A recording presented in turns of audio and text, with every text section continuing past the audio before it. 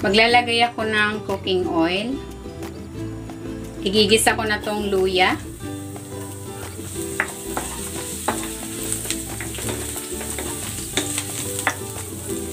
Lagay na natin tong sibuyas.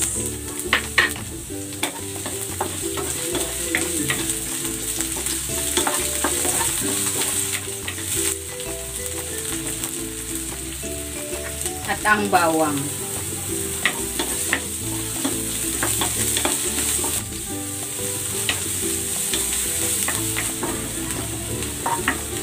Ayan, nilagay ko na yung bagong alamang 1 kutsara at itong chicken breast fillet.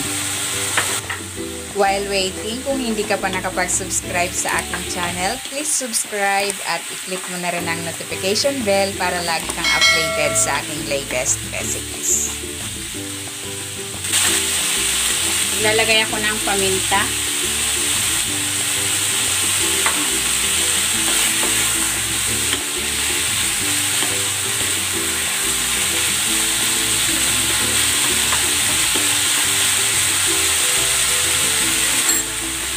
Ibuhos na natin dito itong gata.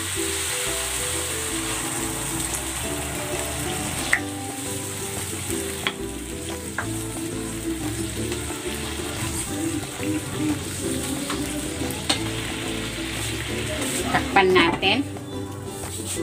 I-simmer natin ito for 10 minutes.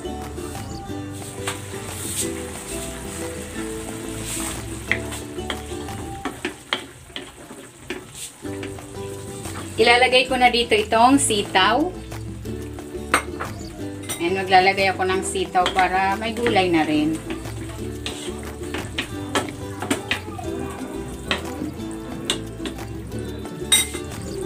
Takpan natin ulit.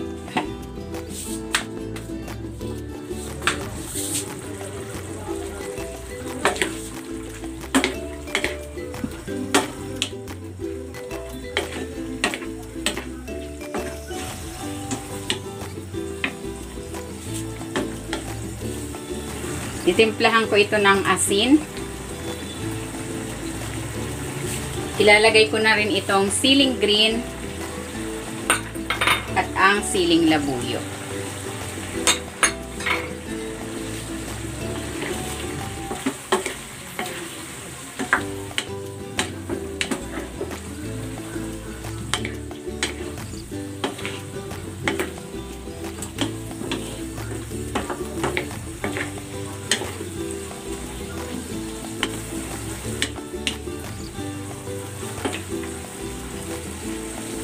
Tikman natin.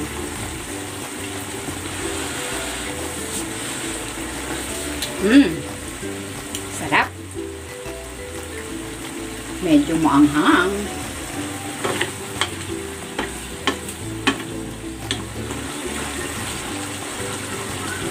Ayan, luto na itong ating Chicken Bicol Express with sitaw. Hanguin na natin.